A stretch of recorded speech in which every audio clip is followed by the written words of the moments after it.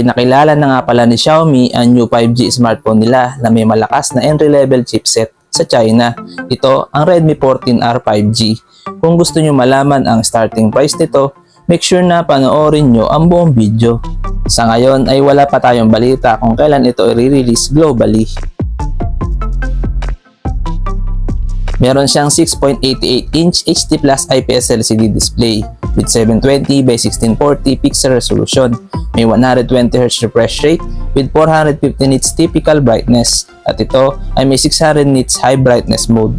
Ang Redmi 14R 5G ay may operating system na HyperOS based on Android 14 with Qualcomm Snapdragon 4 Gen 2 4nm chipset na may Adreno 613 na GPU. Guys, ang smartphone na to ay may 4, 6 or 8 GB of RAM with 128 or 256 GB UFS 2.2 of internal storage, expandable up to 1 TB via microSD. Pagdating naman sa kanyang camera, ang Redmi 14R 5G ay may 13 megapixel main camera plus auxiliary lens with LED flash at meron siyang 1080p at 30fps video recording.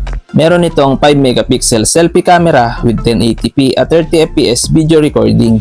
Sa kanya naman battery, meron siyang 5160 mAh battery capacity with 18W wired charging.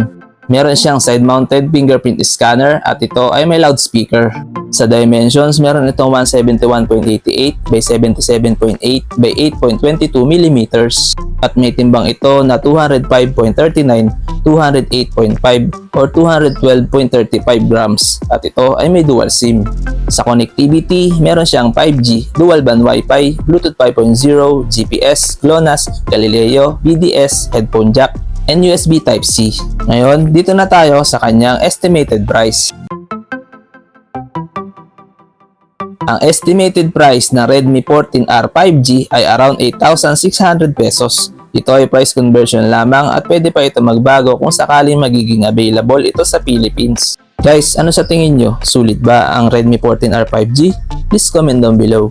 Hanggang dito na lang muna ang video natin guys. Huwag nyo nga pala kalimutan mag-subscribe sa ating YouTube channel para lagi kayong updated sa ating mga bagong video. Maraming salamat!